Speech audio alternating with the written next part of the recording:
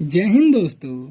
आज हम पढ़ेंगे इंग्लिश, जिसमें एक यूज पढ़ेंगे। उस यूज का नाम है यूज ऑफ इट। इट का प्रयोग। तो देखते हैं। Use of USE of it. It का प्रयोग। इट का प्रयोग। आज हम देखेंगे इट का प्रयोग। तो इट का प्रयोग कहाँ करते हैं, कैसे कैसे करते हैं, आज वो हम देखेंगे। फिर उसके बाद एग्जाम्पल देखेंगे। तो देखते हैं इट का प्रयोग।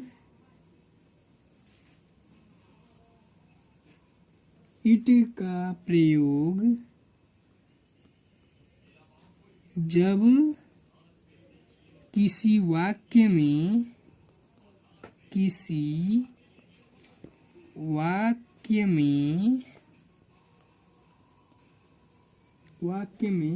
सब्जेक्ट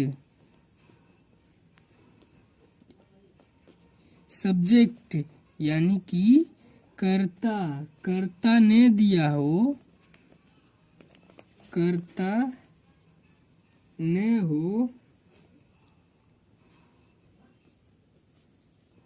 तो उस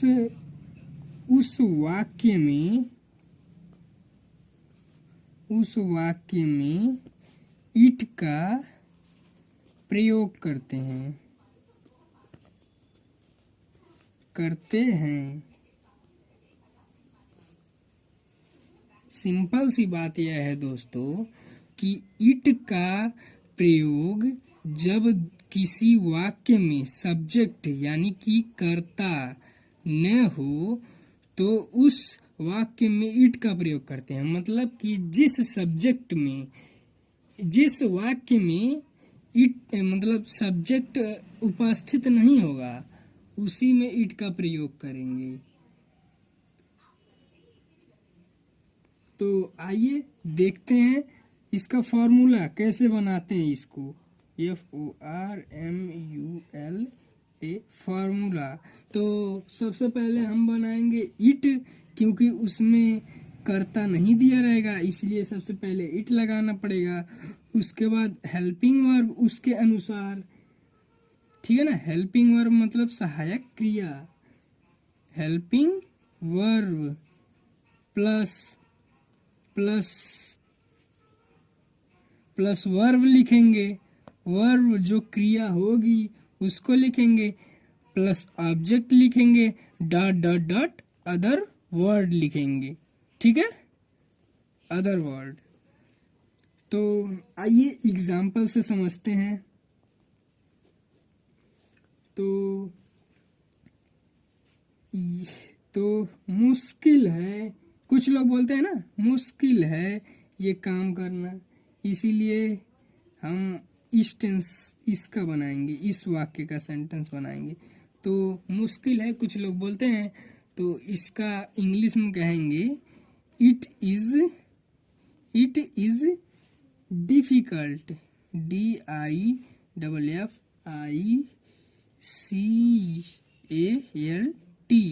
डिफिकल्ट।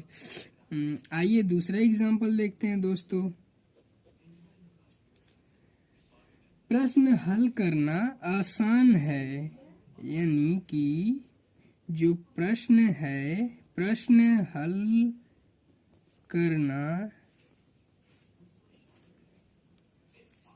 आसान है। कुछ लोग बोलते हैं ना, प्रश्न हल करना, पेपर में प्रश्न हल करना आसान है। तो उसी सेंटेंस का आज हम लोग इंग्लिश में ट्रांसलेट करेंगे।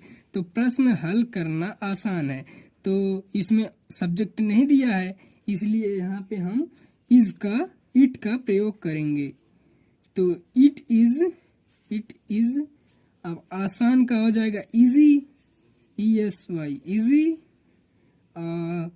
हल करना, it is easy to solve माने हल करना, SOLVE, solve the question, the question माने प्रश्न, QUESTION, क्वेश्चन। सो एक एग्जांपल और देखते हैं। किसान बनना, किसान बनना और खेती करना, खेती करना आसान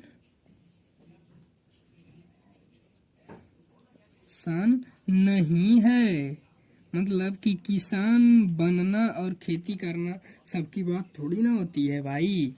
किसान बनना और खेती करना सबके लिए आसान बात थोड़ी ना होती है। तो आइए इसका ट्रांसलेट करते हैं इंग्लिश में। तो किसान बनना और खेती करना, तो इसको ट्रांसलेट हम लोग करेंगे तो इट इज मतलब यह है किसान बनना, इट इज नॉट इजी, मतलब किसान बनना it is not easy to be किसान, टू बी फार्मर, FARMER, मतलब किसान बनना आसान नहीं है, ठीक है। एंड डूइंग फार्मिंग,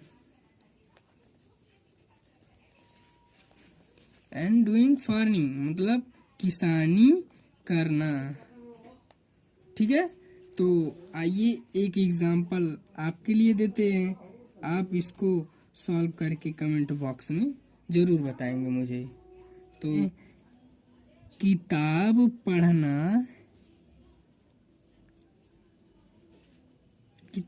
पढ़ना आसान नहीं है। पहला एग्जाम्पल आपके लिए, दूसरा एग्जाम्पल आपके लिए।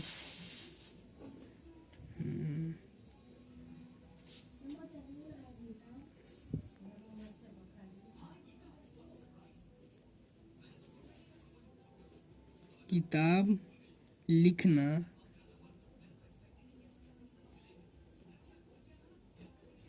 आसान नहीं है। उसके लिए हमको डिग्री चाहिए ना, इसीलिए हम किताब तब लिख पाएंगे, इसीलिए किताब लिखना आसान नहीं है।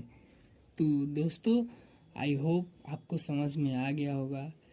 ये मेरा यूट्यूब पर पहला वीडियो है और मैं ये यूट्यूब पे पहला वीडियो आज बना रहा हूँ, आपके लिए प्रस्तुत कर रहा हूँ। तो दोस्तों, मिलते हैं अगली वीडियो में। जय हिंद दोस्तों।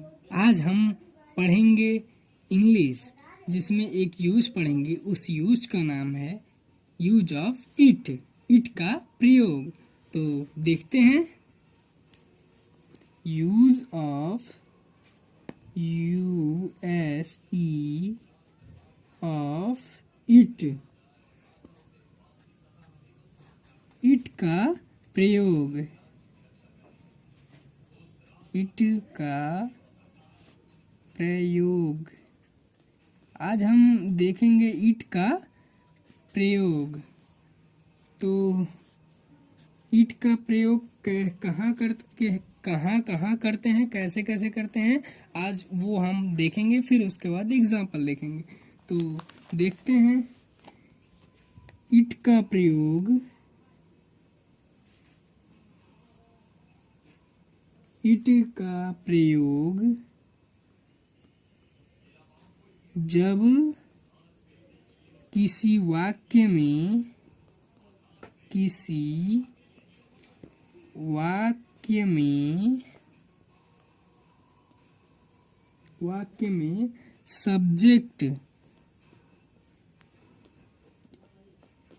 सब्जेक्ट यानी कि कर्ता ने दिया हो, कर्ता न हो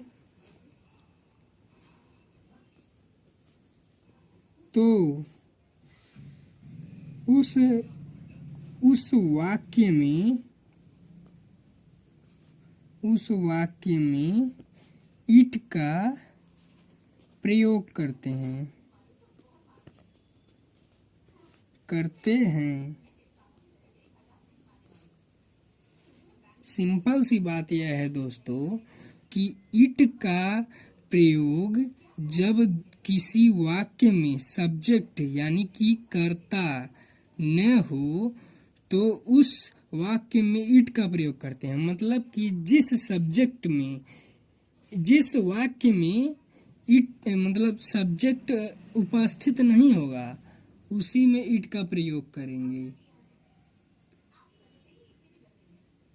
तो आइए देखते हैं इसका फॉर्मूला कैसे बनाते हैं। इसको FORMULA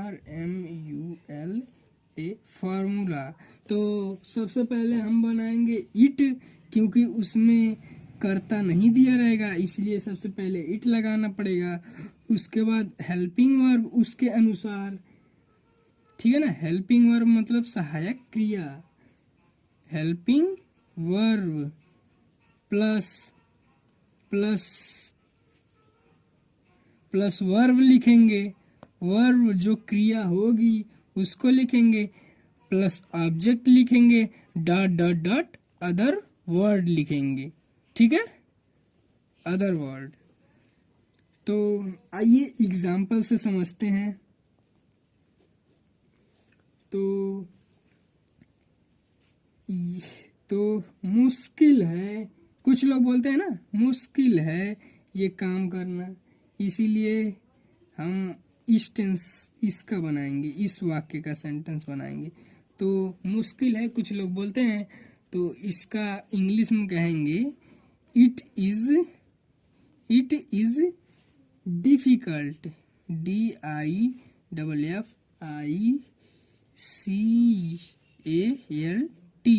डिफिकल्ट। आइए दूसरा एग्जांपल देखते हैं दोस्तों।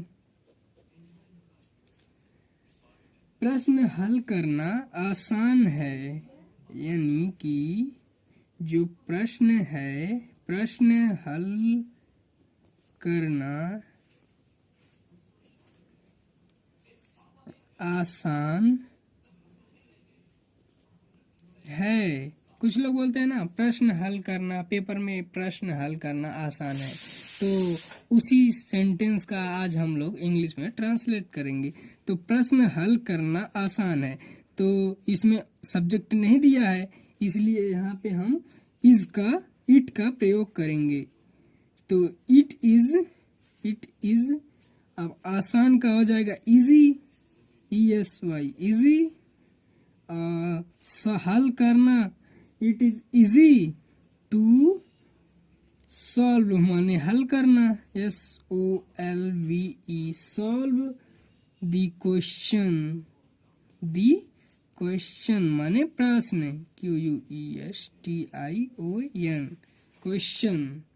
सो एक एग्जांपल और देखते हैं। किसान बनना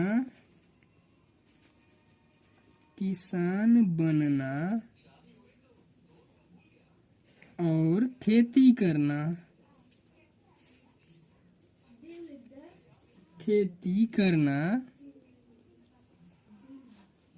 आसान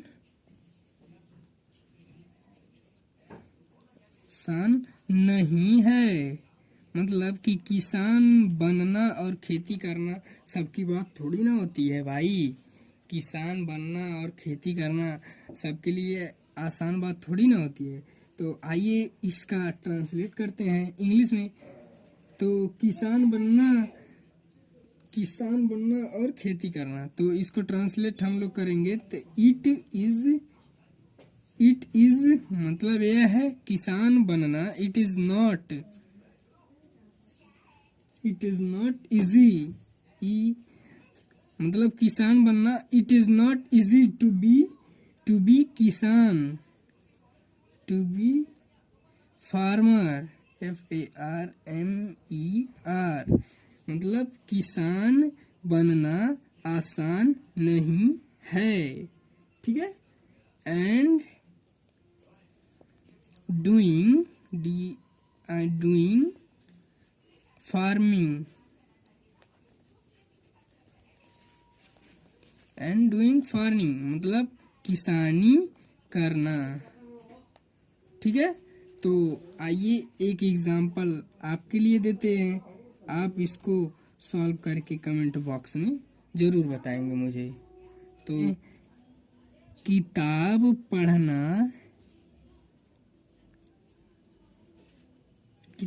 पढ़ना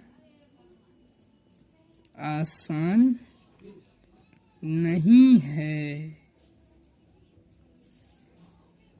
पहला एग्जाम्पल आपके लिए, दूसरा एग्जाम्पल आपके लिए।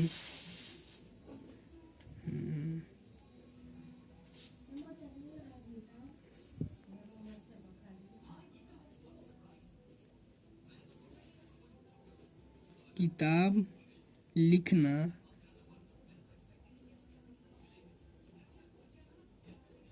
आसान नहीं है। उसके लिए हमको डिग्री चाहिए ना, इसीलिए हम किताब तब लिख पाएंगे, इसीलिए किताब लिखना आसान नहीं है। तो दोस्तों, आई होप आपको समझ में आ गया होगा। ये मेरा यूट्यूब पर पहला वीडियो है और मैं ये यूट्यूब पे पहला वीडियो आज बना रहा हूँ, आपके लिए प्रस्तुत कर रहा हूँ। तो दोस्तों, मिलते हैं अगली वीडियो में।